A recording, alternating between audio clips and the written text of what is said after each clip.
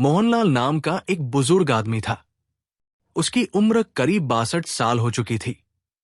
उसकी पत्नी का कई साल पहले देहांत हो गया था। उसका एक ही बेटा था, राजीव। शादी के बाद राजीव काम के सिलसिले में दुबई चला गया। शादी के कुछ ही समय बाद वो अपनी पत्नी संजना को गांव में अपने पिता के पास छोड़कर चला गया। अब घर में सिर्फ मोहनलाल और उसकी बहू संजना रहते थे। राजीव साल में बस एक बार छुट्टी पर आता। बाकी समय दोनों उसी बड़े से आंगन वाले घर में अपनी अपनी तन्हाई के साथ रहते।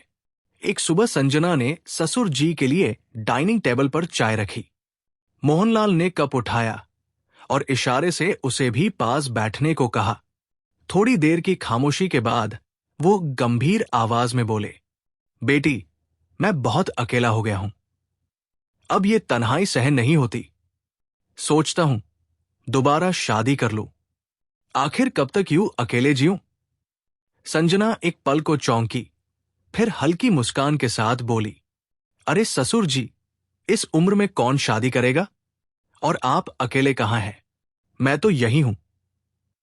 फिर इतनी चिंता क्यों? मोहनलाल ने गहरी सांस ली और बोले, तुम घर में हो, लेकिन दिल को खुश करने वाला कोई नहीं। ये अकेलापन अंदर से खा जाता है। संजना ने नरमी से कहा, ससुर जी, मेरे रहते आप ऐसी बातें क्यों करते हैं? मैं भी जानती हूं कि अकेलापन कितना भारी होता है। राजीव को गए बहुत वक्त हो गया है। वो साल में बस एक बार आता है। कई बार मुझे भी खुद को खाली और अकेला महसूस होता है। ये कहते हुए उसने नजरें झुका ली। कमरे में एक अजीब सी शांति छा गई। कुछ देर बाद दोनों ड्राइंग रूम में चले गए, जहां बातचीत और भी गहरी होने लगी। थोड़ी देर बाद मोहनलाल बोले, बेटी, अब मैं पहले जैसा जवान नहीं रहा। जब तुम्हारी सास जिंदा थी तो हम एक दूसरे का सहारा थे। अब वे दिन बस याद बनकर रह गए हैं। संजना ने प्यार से जवाब दिया, ससुर जी, आप ऐसा क्यों कहते हैं? आप आज भी मजबूत लगते हैं। आपके चेहरे पर आज भी हौसला दिखता है। इतना कहकर वो अचानक खड़ी हुई और बोली, आप जरा रुकिए, मैं आपके लिए कुछ खास लेकर आती हूं। वो तेज कदमों से किचन में गई और चाय बनाई। इस बार उसने चाय में एक दवा भी मिला दी। चाय की खुशबू के साथ माहौल में एक गंभीर सी खामोशी फैल गई। कुछ ही देर में संजना चाय लेकर वापस आई। दूध वाली चाय का कप देखकर मोहनलाल ने हैरानी से पूछा, ये क्या ले आए हो? क्या इससे मैं फिर ताकतवर बन जाऊंगा? क्या इसे पीने से मेरी जवानी वापस जाएगी? संजना ने हल्की मुस्कान के साथ कहा, आपने बिल्कुल सही समझा। मैंने इसमें एक खास दवा मिलाई है। जैसे ही आप ये चाय पी लेंगे, आपको अपनी पुरानी ताकत का एहसास होने लगेगा। मोहनलाल ने उत्सुकता से पूछा, ये कैसी दवा है? ऐसी कौन सी चीज है जो मेरी जवानी लौटा देगी? संजना ने नरमी से जवाब दिया, पहले आप पी लीजिए, असर खुद महसूस हो जाएगा। मोहनलाल ने देर नहीं की। उसने चाय का कप उठाया और एक ही घूंट में पी गया। अभी वो कुछ समझ पाता, उससे पहले संजना का फोन बज उठा। कॉल उसके पति राजीव की थी। संजना फोन उठाकर कमरे से बाहर चली गई ताकि आराम से बात कर सके। उधर से राजीव खुशी से बोला, संजना, मैं 2-3 दिन में घर आ रहा हूं। यह सुनकर संजना चौंक गई। बोली, क्या? आप तो साल में सिर्फ एक बार आते हैं, अचानक कैसे? राजीव हंसते हुए बोला, ऑफिस में अगले 2 महीनों के लिए काम बंद है। सोचा घर आकर सबके साथ वक्त बिताऊं। संजना ने हल्की आवाज में कहा, अच्छी बात है। राजीव ने तुरंत पूछा, पिताजी कैसे हैं? संजना ने कहा, अभी तो कमरे में थे, मुझे बुला रहे थे। कुछ देर दोनों पति पत्नी की बात होती रही। फिर कॉल खत्म हो गई। संजना जब कमरे में लौटी तो देखा मोहनलाल बिस्तर पर गहरी नींद सो रहे थे। उनके चेहरे पर सुकून साफ दिख रहा था, मानो बरसों बाद उन्हें चैन मिला हो। बाहर शाम ढल रही थी और पूरे घर में एक शांत माहौल छा गया था। रात हो चुकी थी। संजना ने खाना खाया और अपने कमरे में सो गई। सुबह सूरज की किरणें आंगन में फैलने लगी। रोज की तरह वो ससुर जी के लिए चाय बनाकर उनके कमरे में गई। मोहनलाल ने उसे देखते ही खुश होकर कहा, बेटी, आज मैं खुद को बहुत हल्का और खुश महसूस कर रहा हूं। कल जो दूध वाली चाय दी थी, उसका स्वाद कमाल का था। संजना मुस्कुराई, अच्छी बात है ससुर जी, आपको पसंद आई। इतने में दरवाजे की घंटी बजी। बाहर जाकर देखा तो राजीव आ चुका था। संजना अपने पति को देखकर खुशी से उससे लिपट गई। कई दिनों बाद घर में रौनक लौट आई। अगले दिन राजीव ने कहा, क्यों ना हम तीनों दिल्ली चले, कुछ दिन घूम भी लेंगे और साथ वक्त भी बिताएंगे। कुछ ही दिनों बाद वे दिल्ली के लिए निकल पड़े। राजीव ने वहां एक बड़ा मकान किराए पर लिया था, जहां तीनों आराम से रहने लगे। एक शाम राजीव ने अपने पिताजी से कहा, आज हम दोनों बाहर घूमने जा रहे हैं। यह सुनकर मोहनलाल थोड़ा नाराज होकर बोले, और मुझे अकेला छोड़ दोगे? मैं यहां क्या करूंगा? राजीव ने प्यार से कहा, पिताजी, आप बिल्कुल फिक्र मत कीजिए। मोहनलाल के लिए राजीव ने एक नौकरानी भी रख दी थी, जो हर वक्त उनकी मदद करती रही। एक दिन मोहनलाल ने कहा, बेटा, यह पुराना फोन अब काम का नहीं रहा। इसमें इंटरनेट भी ठीक से नहीं चलता।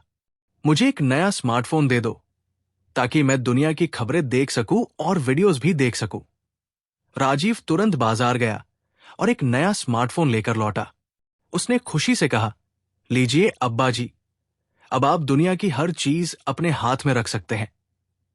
राजीव और संजना थोड़े दिन घूमने चले गए और घर में सिर्फ मोहनलाल और नौकरानी रह गए। कुछ दिन बाद शाम को मोहनलाल नए फोन पर वीडियोस देख रहे थे। उन्होंने पहली बार इंस्टाग्राम खोला और लोगों की वीडियोस देखने लगे। एक वीडियो में उन्होंने हिम्मत करके उस लड़की को कॉल कर दिया। धीरे धीरे बातचीत शुरू हुई और दोनों के बीच अच्छा संवाद बन गया। मोहनलाल ने कहा, आपकी हंसी और बातें बहुत अच्छी लगती है, मुझे खुशी होती है। लड़की ने मुस्कुराते हुए जवाब दिया। कुछ ही दिन बाद उनकी बातचीत और भी गहरी हुई और दोस्ताना रोमांटिक समझ बन गई। फिर मोहनलाल ने लड़की से कहा कि अगर वो चाहें तो कभी उनके घर मिल सकती है। लड़की ने खुशी खुशी हाँ कहा। जब वो घर आई तो मोहनलाल ने उन्हें स्वागत किया, सोफे पर बैठाया और दोनों ने आराम से बातें की। मोहनलाल ने अपनी देखभाल के लिए विशेष ध्यान रखा, अपने बालों और कपड़ों का ख्याल किया ताकि वो खुश और आत्मविश्वासी दिखें। दोनों ने शाम का समय साथ बिताया, बातें की, हंसी मजाक हुआ और घर में हल्का फुल्का खुशियों भरा माहौल बन गया। धीरे धीरे दोनों के बीच दोस्ताना और सम्मानजनक रिश्ता बन गया, जिसमें मजा भी और समझदारी भी थी।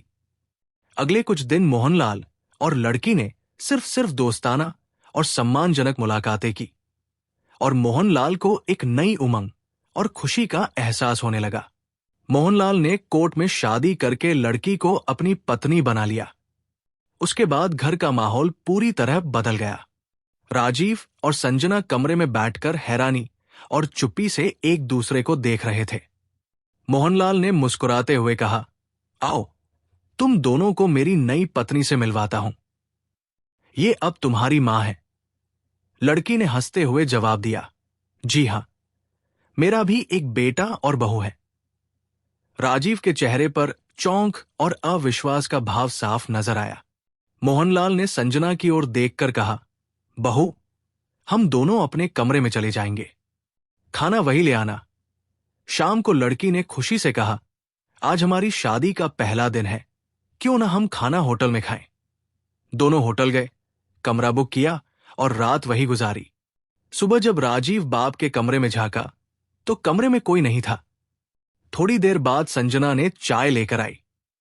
इसी बीच मोहनलाल अपनी पत्नी के साथ घर लौट आए और सीधे कमरे में चले गए। लड़की ने शौकीन अंदाज में कहा, मुझे आज थोड़ी खरीदारी करनी है, थोड़ी देर बाहर जाना है। मोहनलाल ने फौरन जेब से पैसे निकालकर उसके हाथ में रख दिए। ये सब राजीव ने देखा और गुस्से में संजना से कहा, ये लड़की पिताजी को परेशान कर देगी। रोज नए नए नखरे, होटल, खरीदारी, पिताजी कब तक इसे सहते रहेंगे? राजीव ने हिम्मत करके लड़की से सीधे कहा, पिताजी आपके हर नखरे उठाते हैं, ये सब कब तक चलेगा? मोहनलाल गुस्से में फट पड़ा और बोला, ये मेरी जिंदगी है, मेरी बीवी मेरी पसंद है। तुम कौन होते हो मुझसे हिसाब लेने वाले? लड़की ने भी साफ कहा, हमने कोर्ट में शादी की है, अब मैं इस घर की भी जिम्मेदारी संभालूंगी। माहौल और तल्ख हो गया। मोहनलाल ने संजना को बुलाया और कहा, बहू, अपने शौहर को कमरे में ले जाओ और समझाओ कि हमें परेशान न करें। संजना खामोशी से राजीव को अपने कमरे में ले गई। इधर मोहनलाल और उसकी नई पत्नी आराम से बैठ गए। लड़की ने हल्के फुल्के अंदाज में कहा, देखो, तुम्हारा बेटा और बहू कुछ भी कह सकते हैं, लेकिन यह घर तुम्हारा है और तुम्हारा निर्णय सबसे ऊपर है। मोहनलाल ने उसकी ओर देखते हुए मुस्कुराया और कहा, तुम बिल्कुल सही कह रही हो, तुम वाकई समझदार हो। दूसरी ओर राजीव संजना से कह रहा था, कुछ ही दिनों में मुझे फिर से विदेश जाना है, लेकिन मुझे तुम्हारी और पिताजी की चिंता हमेशा रहेगी। मोहनलाल ने जब नई दोस्त से मुलाकात की तो उसने खुशी और सहजता से कहा, यहां आकर कैसा लग रहा है? मोहनलाल ने मुस्कुराते हुए जवाब दिया, पहली बार मुझे ऐसा लगा कि कोई मेरी परवाह कर रहा है और मुझे खुश करने की कोशिश कर रहा है। मैं खुद को बहुत खुशकिस्मत समझ रहा हूं। लड़की ने हंसते हुए कहा, यही तो मेरा काम है, दूसरों को खुश करना। मोहनलाल ने हल्की मुस्कान के साथ कहा, मैं चाहता हूं कि आप बस इसी तरह मेरे साथ रहें, कोई जरूरत नहीं, बस आपकी दोस्ती और साथ। धीरे धीरे दोनों के बीच दोस्ताना और आत्मीय रिश्ता गहरा हुआ। लड़की ने कहा, अगर आप चाहो तो हम दोस्ताना रिश्ता और मजबूत कर सकते हैं। तभी मोहनलाल के फोन पर कॉल आई। दूसरी तरफ राजीव थे। उन्होंने सख्त लहजे में कहा, पिताजी, तुरंत घर वापस आइए। मोहनलाल घबरा गए और तुरंत घर लौट आए। घर पहुंचते ही राजीव ने पूछा, पिताजी, आप ऐसा क्यों सोच रहे हैं? ये सही नहीं है। मोहनलाल ने शांत लेकिन सख्त लहजे में जवाब दिया, ये मेरी जिंदगी है, मेरी मर्जी है, मुझे जो सही लगे वही मैं करूंगा। घर मेरा है और यहां मेरी राय चलती है। राजीव और संजना थोड़ी चिंता में रह गए। मोहनलाल ने अपना मन कायम रखा। उसने लड़की से कहा कि वे सुबह दोस्ताना और सुरक्षित तरीके से कोर्ट में शादी कर सकते हैं।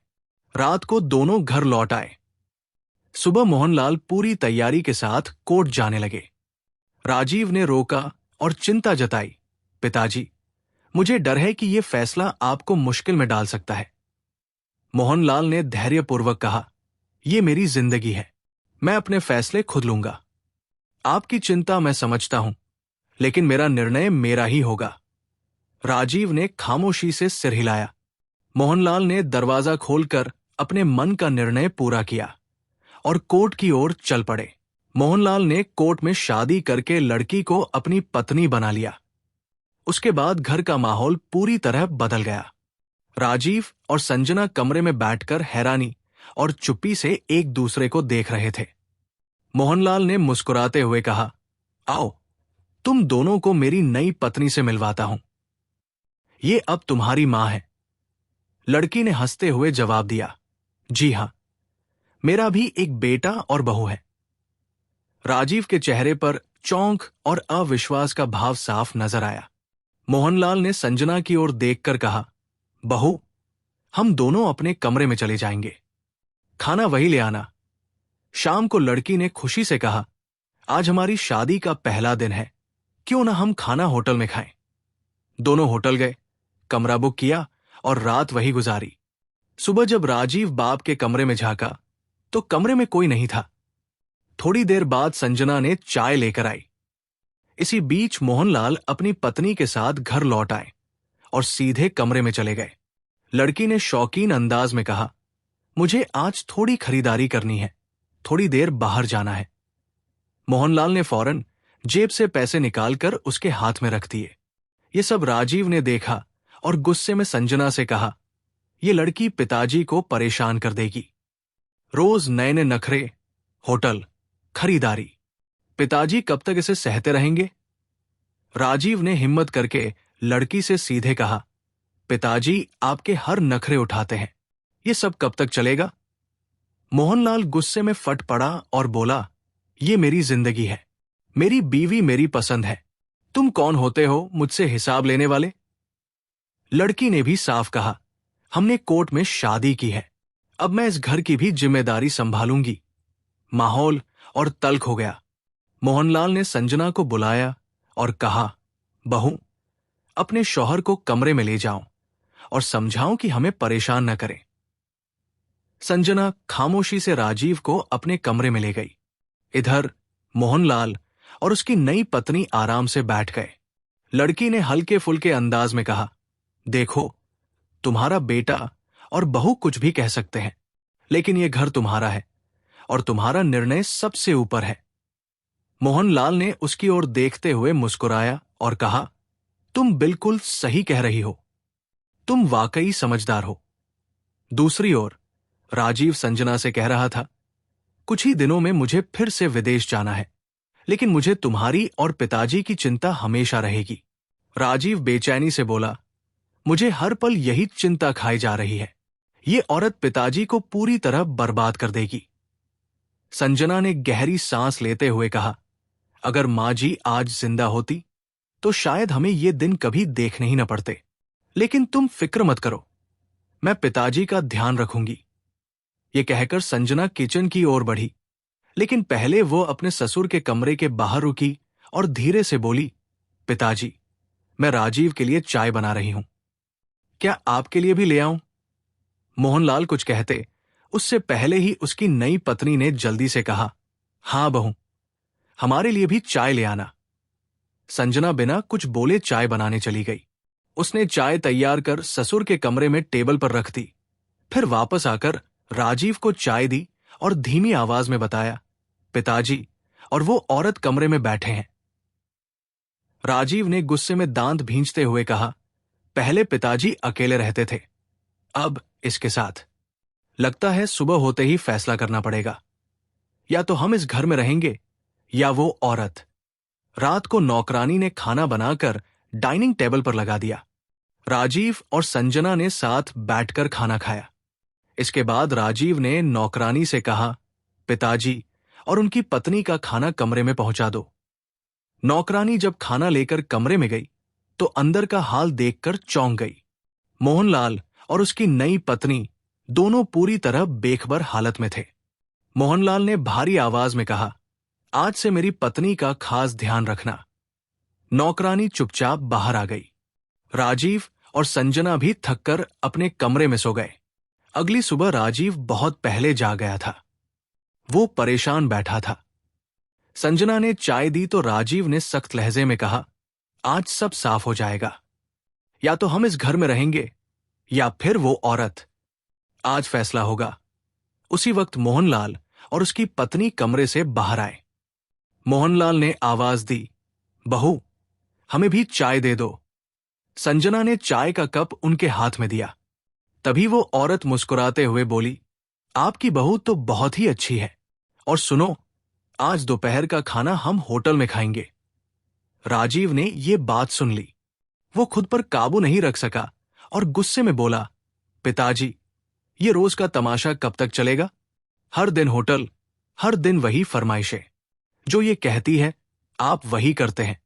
क्या अब आपने अपनी पूरी जिंदगी का फैसला इसी के हाथ में दे दिया है? कुछ दिन बाद मैं फिर विदेश चला जाऊंगा, फिर आपका क्या होगा? मोहनलाल का चेहरा गुस्से से लाल हो गया। उसने तेज आवाज में कहा, राजीव, अगर तुम्हें इतनी परेशानी है तो अपनी बीवी को लेकर यहां से चले जाओ। ये मेरी पत्नी है और ये घर मेरा है। मैं अपने खर्च अपनी पेंशन से चलाता हूं। तुम्हें अब यहां रहने की जरूरत नहीं है। आज से तुम दोनों इस घर से निकल जाओ, और याद रखना, दोबारा लौटकर मत आना। राजीव का दिल बैठ गया, लेकिन उसने खुद को संभालते हुए कहा, ठीक है पिताजी, हम अभी चले जाएंगे, लेकिन याद रखिए, ये औरत आपकी जिंदगी बर्बाद कर देगी। राजीव ने भारी आवाज में कहा, आज जो फैसला आपने लिया है उसी पर आपको कल पछताना पड़ेगा। कमरे के एक कोने में खड़ी वो औरत ये सब सुन रही थी।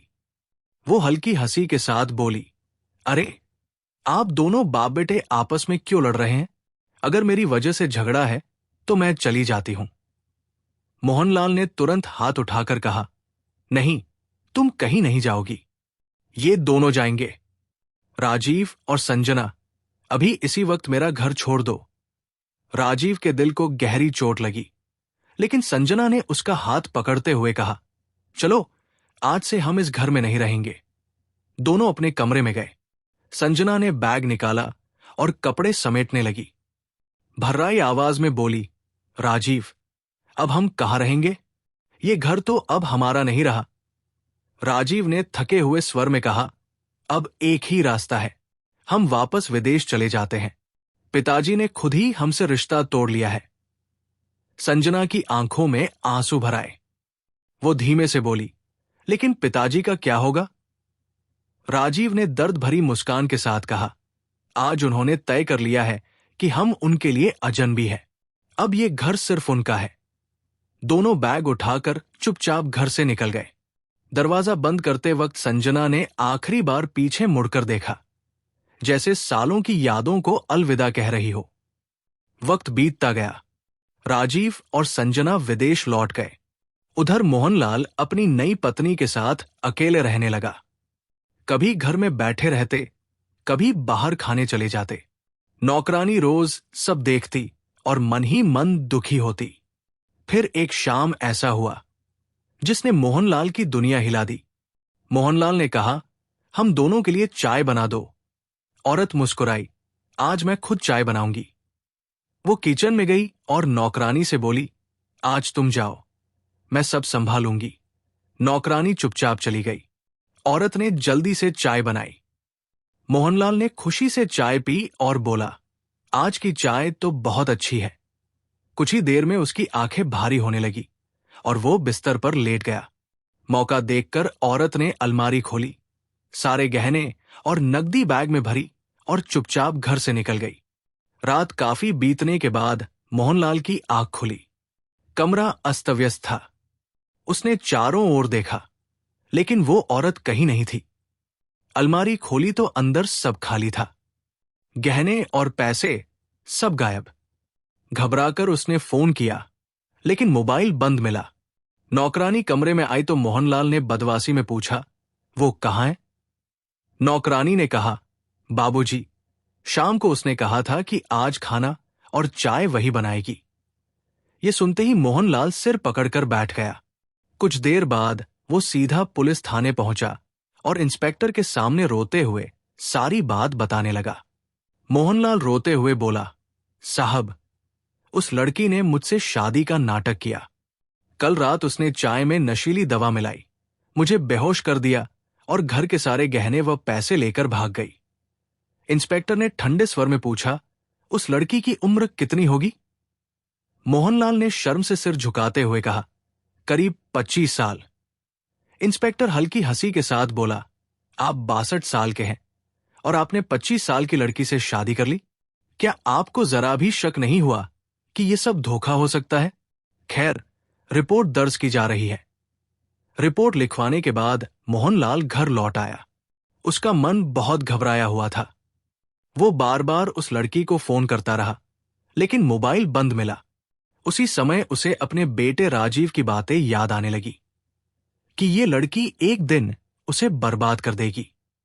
नौकरानी ने धीरे से कहा, बाबूजी, अब आपको अपने बेटे और बहू को सारी सच्चाई बता देनी चाहिए। मोहनलाल ने भारी मन से कहा, उस इंस्टाग्राम वाली लड़की की बातों में आकर मैंने अपने बेटे और बहू के साथ बहुत बड़ा अन्याय किया। पता नहीं वे मुझे माफ करेंगे या नहीं। उसने तुरंत राजीव को फोन किया।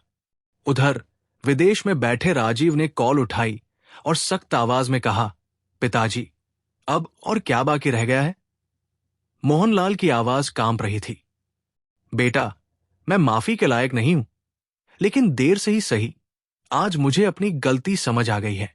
मुझे और तुम्हारी पत्नी को माफ कर दो। उस लड़की ने मुझे पूरी तरह धोखा दिया। राजीव ने नाराज होकर कहा, पिताजी, अब हमें आपकी किसी नई शादी या धोखे की कहानी से कोई मतलब नहीं है। आपने हमें अपमानित करके घर से निकाल दिया था। अब हमारे बीच कोई रिश्ता नहीं बचा। ये सुनकर मोहनलाल टूट गया। उसकी आंखों से आंसू बहने लगे। उसने फोन पर संजना से कहा, बहू, तुम ही राजीव को समझाओ। मुझे माफ करवा दो, संजना ने शांत स्वर में जवाब दिया। पिताजी, मैं कोशिश करूंगी, लेकिन आपने जो किया है उसकी चोट बहुत गहरी है। फोन कटते ही मोहनलाल कुर्सी पर बैठ गया। वो सोचने लगा कि जवानी और लालच के चक्कर में उसने अपनी इज्जत, अपना बेटा और अपनी बहू सब खो दिया। जिस लड़की को उसने जीवन साथी बनाया, वही उसे लूट कर चली गई। अंत में वो अकेला रह गया और मन ही मन समझ गया, दौलत और दिखावटी प्यार हमेशा धोखा देते हैं। असली सहारा अपने बच्चे, परिवार और रिश्ते ही होते हैं। जो इंसान अपने रिश्तों को ठुकरा देता है, वो एक दिन बिल्कुल अकेला रह जाता है।